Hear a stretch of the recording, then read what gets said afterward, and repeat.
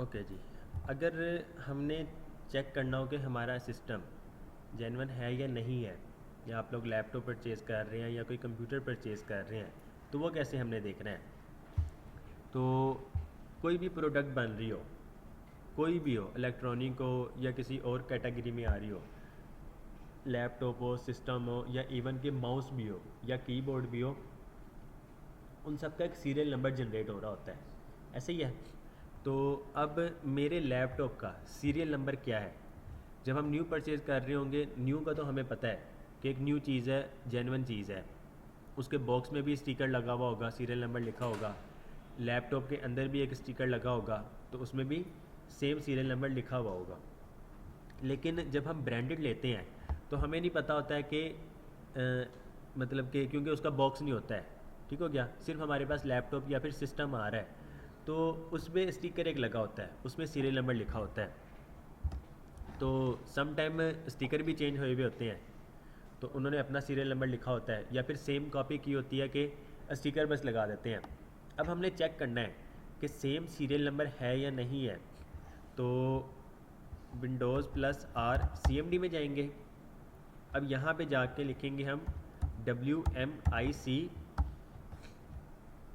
Space BIOS space get space serial number. WMIC BIOS get serial number कि अब ये हमें सीरियल नंबर शो कर देगा। एंटर किया, अब ये देखें हमारे पास ये सिस्टम का या इस लैपटॉप का सीरियल नंबर आ गया है। हमने इसे कॉपी कर लेना है, हमने इसे कॉपी कर लेना है।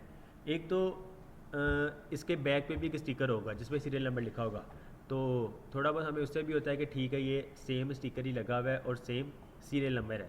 लेकिन अगर हमने फिर भी चेक करना है तो हम इसकी वेबसाइट से जाके चेक कर सकते हैं। अब हमें पता है कि ये किस कंपनी का है, ये HP का है, ठीक हो गया। तो HP वारंटी चेक गूगल करेंगे, HP वारंटी चेक, हम इसकी ऑफिशियल वेबसाइट में चले जाएंगे HP की।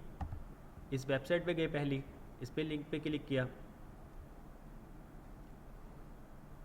अब यहाँ पे कंट्री रीजन ऑफ परचेज़ है, हमें नहीं पता कि न्यू ये कहाँ से सेल हुआ था फर्स्ट टाइम, तो हम यहाँ पे सिंपल डायरेक्ट सीरियल नंबर लिखेंगे और चेक वारंटी करेंगे। अब जैसे ही चेक वारंटी करेंगे इसके सर्वर से इस सीरियल नंबर का डाटा हमारे पास आ जाएगा। अब ये देखें HP ZBook 15 mobile work station, serial number ये है।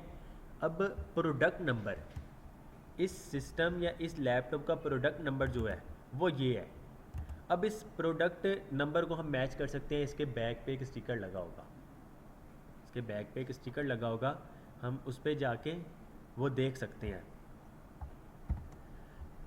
ओके जी, अगर हमारे पास ये प्रोडक्ट नंबर आ जाए, प्रोडक्ट नंबर हमारे पास आ गया इसकी ऑफिशियल वेबसाइट से, तो हमने सिंपल MS Info 32 प्रेस करना है, सिस्टम इन्फॉर्मेशन में आ गए। अब इस सिस्टम इन्फॉर्मेशन में सिस्टम SKU, अब आपको सेम वही प्रोडक्ट नंबर यहाँ पे लिखा हुआ नज़र आएगा। तो इससे अब हमें अंदाज़ा हो जाएगा कि ये जो है लैपटॉप हम परचेज़ कर रहे हैं, सिस्टम परचेज़ कर रहे हैं, तो ये ओरिजिनल है, जेन्युइन प्रोडक्ट है, तो फिर हम इसे परचेज़ कर सकते होंगे अगर हम ब्रांडेड परचेज़ कर रहे हैं तो।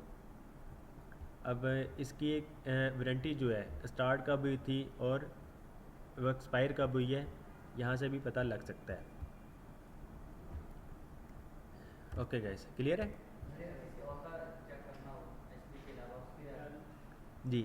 सेम कमांड तो यही होगी अगर हम विंडोज़ में देख रहे हैं। मेरे पास HP का है, अगर आप लोगों ने डेल में देखना है तो सेम कमांड यही लिखेंगे, WMIC space BIOS space get space serial number, enter करेंगे। सीरियल नंबर उस मशीन का आ जाएगा, उस मशीन के सीरियल नंबर को कॉपी करना है।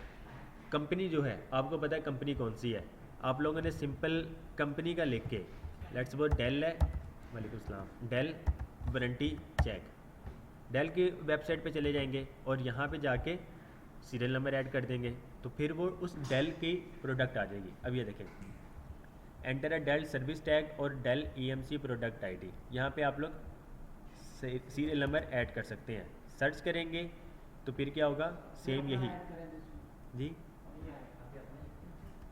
ये डेल का है ना, सॉरी एचपी का है। तो यहाँ पे देखें देयर इज़ नो मैच।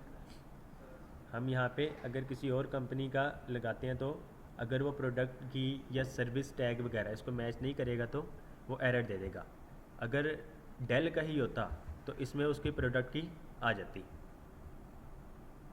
हमारे पास एचपी का है तो हमने एचपी पे चेक किया था। ओके जी, क्लियर। सीरियल नंबर तो होगा लेकिन वो ओरिजिनल सीरियल नंबर नहीं होगा, उन्होंने अपना ही कोई सीरियल नंबर ऐड किया होगा, मैच नहीं होगा दरअसल, क्योंकि इनकी अब डाटाबेस में वो डाटा स्टोर हो रहा होता है, जितने सीरियल नंबर की प्रोडक्ट निकल रही है उसकी कंप्लीट डिटेल्स आ रही होती हैं और स्पेसिफिकेशन वगैरह कब वो परचेज़ हुई है, यूज़र ने कब परचेज़ किया है, कहाँ पे वो सेल हुई है, किस शॉप से हुई है, तो ये सारी चीज़ें मेंशन हो रही होती हैं, उनकी डाटाबेस में ऐड हो रही होती हैं।